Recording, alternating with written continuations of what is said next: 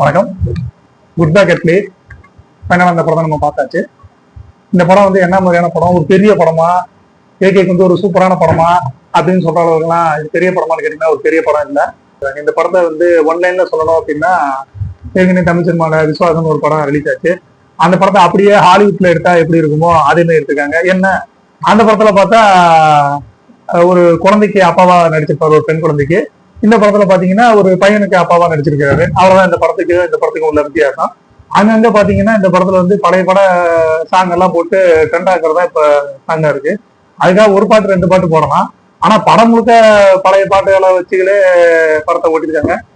பரவாயில்ல, ஒரு சீனுக்கு தான் பழைய படத்தோட பாட்டை போட்டிருக்காங்க அப்படின்னா, ஒரு ஃபைட்டுக்கெல்லாம் பாத்தீங்கன்னாலே ஃபுல்லாவே பழைய பாட்டை போட்டு ஃபைட் சீனையும் ஒப்பேத்தி இருக்கிறாங்க.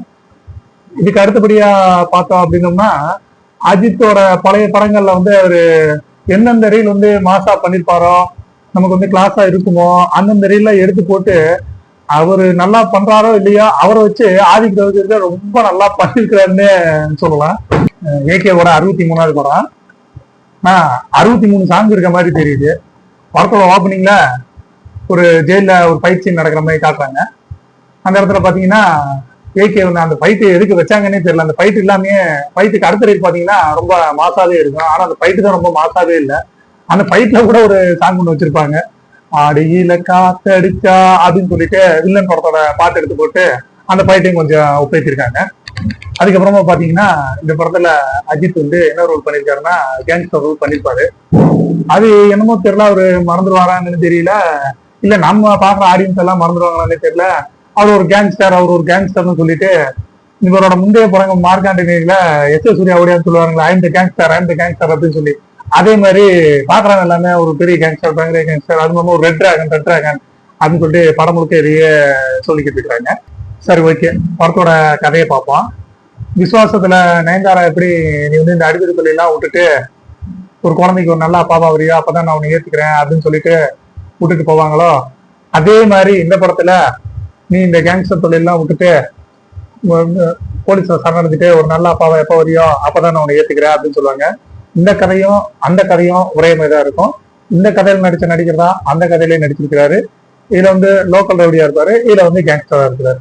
அவங்களுக்காக கேங்ஸ்டர் தொழிலை விட்டுட்டு ஜெயிலுக்குள்ள போனவர் திரும்பி வருவாரு. இவர் திரும்பி வந்த நேரம் பார்த்து இவங்க பையன் வந்து ஜெயிலுக்குள்ள போயிருவாங்க. இப்படியே அப்பாவும் மகனும் மாறி மாறி ஜெயிலுக்குள்ள போறதும் வர்றதுமாவே வச்சிருப்பாங்க. ஜெயிலுக்குள்ள அவங்களுக்கு போறதே யாரு நம்ம பையனை ஜெயிலுக்கு அனுப்பியிருப்பா அப்படின்னு சொல்லிட்டு ஒவ்வொரு கேங்ஸ்டரா விசாரிச்சுட்டு வர்றாரு. அப்ப பார்த்தோம்னா அது வந்து ஆண்டனி தாஸ் தான் பண்ணிருக்காரு அப்படின்னு தெரியுது. சரி, இந்த படத்துல ஒரு ஃபைட் சீனுக்கு தான் வந்து ஒரு பழைய சாங்கை போட்டு மேட்ச் பண்ணிருக்காங்க அப்படின்னு சொல்லி பார்த்துட்டு இருந்தோம். அப்படின்னோம்னா சரி, இன்ட்ரோவல்லையாவது ஏதாவது ஒரு மாசா காட்டுவாங்க அப்படின்னு சொன்னா நம்ம விஜய் சார் படங்கள்ல வர இன்ட்ரோவல் மாதிரி ஐ எம் வெயிட்டிங் அப்படின்னு சொல்லி அந்த இதை எடுத்து கொடுத்துருக்காங்க. ஏப்பா நீங்க எதுவுமே யோசிக்கவே மாட்டீங்களா? பழைய படத்துல இருந்தே எல்லாமே எடுத்து வச்சு இது பண்ணிங்களா? அந்த படம்லாம் நாங்க 1000 வாட்டி பார்த்துட்டோம். புதுசா ஏதாவது பண்ணா தானே நாங்க பார்ப்போம். நீங்க படத்தையே புதுசா காட்டா நாங்க எப்படி பார்ப்போம் அப்படிங்கிற மாதிரி ஆடியன்ஸ் எல்லாமே அப்செட் ஆயிடுறாங்க. அது சரி, இன்ட்ரோலுக்கு அப்புறமாவது ஏதாவது வித்தியாசமா பண்ணுவாரு அப்படின்னு பார்த்தோம்னா நம்ம சிம்ரன் அவர்களை கூட்டிட்டு வந்துட்டாங்க. கூட்டிட்டு வந்து அந்த இடத்துல பாத்தீங்கன்னா வாலிபட சாங் ஒன்றை போட்டு மேட்ச் பண்ணி இது பண்ணிருக்கிறாங்க. சரி, அதுக்கப்புறம் என்ன பண்ண போறாங்க அப்படின்னு சொல்லி பார்த்தா அந்த இடத்துல தான் டைரக்டர் ஆடியன்ஸை கொஞ்சம் கரெக்டா புரிஞ்சிருக்காருன்னு சொல்லலாம். பரவாயில்ல, அந்த இடத்துலயாவது புரிஞ்சுக்கிறாங்களே. என்ன பண்ணாருன்னா அந்த இடத்துல அதே ஒரு லைன் கேட்கிற மாதிரி, சார் உங்களுக்கும் சிங்கம் சாருக்கும் ஒரு சாங் வைக்கலாமா அப்படின்னு சொல்லி கேட்பாங்க. நல்லா அந்த இடத்துல சாங் வைக்கல. அதுக்கு அடுத்த ரீல்லையாவது ஏதாவது பண்ணுவாரு அப்படின்னு பார்த்தா சினிமா அந்த இடத்துல சொல்லியிருப்பாங்க, வில்லன் வந்து பையனை ஃபாலோ பண்ணி போறாங்க, போய் காப்பாத்து அப்படின்னு சொல்லிட்டு மாதிரி சொல்லி காட்டியிருப்பாங்க. அந்த ரீல்ல ஏதாவது டிஃப்ரெண்டா பண்ணிருப்பாங்க அப்படின்னு பார்த்தா வில்லன் வந்து ஹீரோவோட பையனை துரத்திட்டு போயிட்டு இருப்பாரு. அப்ப பாத்தீங்கன்னா அந்த வண்டிக்குள்ள பாத்தீங்கன்னா அந்த பையனோட வேற ஒரு சிங்கரை கூட்டிட்டு வந்து ஆடிட்டு இருக்க மாதிரி ஒரு சாங் ஒன்று போட்டிருப்பாங்க. எப்ப படத்துல சாங்கா இல்ல படமே சாங்கா அப்படின்னு தெரியாத லெவலுக்கு எப்ப பார்த்தாலும் சாங்கு, அப்ப எப்ப பார்த்தாலும் ஒரே மியூசிக்கு. அதுக்கப்புறம் பாத்தீங்கன்னா அஜித்தை வந்து அவர் மாசா நடக்கிறதே காட்டி காட்டி காட்டி படத்தை ஒப்பேற்றிருக்கிறாங்க. சரின்னு வில்லன் இருந்து பையனை காப்பாத்தி கொண்டு வந்துடும். அப்படி கொண்டு வந்ததுக்கு அப்புறம் பாத்தீங்கன்னா ஸ்பெயின் போலீஸ்ட வந்து மாட்டிக்காரு. அப்ப வந்து பிரபு சொல்லுவா அப்படி அந்த பயத்துக்கே பயம் காட்டுறேன் அப்படின்னு சொல்லி அந்த டைலாக் வச்சிருப்பாங்க. ஆனா பாக்குற எங்களுக்கு தான் பயமா இருக்கு, என்ன என்னவா பார்க்க போறோமோ அப்படின்ற மாதிரி. இதுதான் ஓல்டு சாங் போடுறாங்க, அஜித் கூட நடிச்ச ஹீரோயினுக்கு தான் ஓல்டு சாங் போடுறாங்க அப்படின்னு பார்த்தா இந்த படத்துல வில்லனா நடிச்சவர் மட்டும் சும்மா இருப்பாரா? எனக்கு 2 சாங் வேணும் அப்படின்னு சொல்லி ஓப்பனிங்ல ஒரு சாங்கும் எண்டிங்ல ஒரு சாங்கும் போட்டிருக்காங்க. படம் முழுக்க சாங்கு தான் இருக்கு.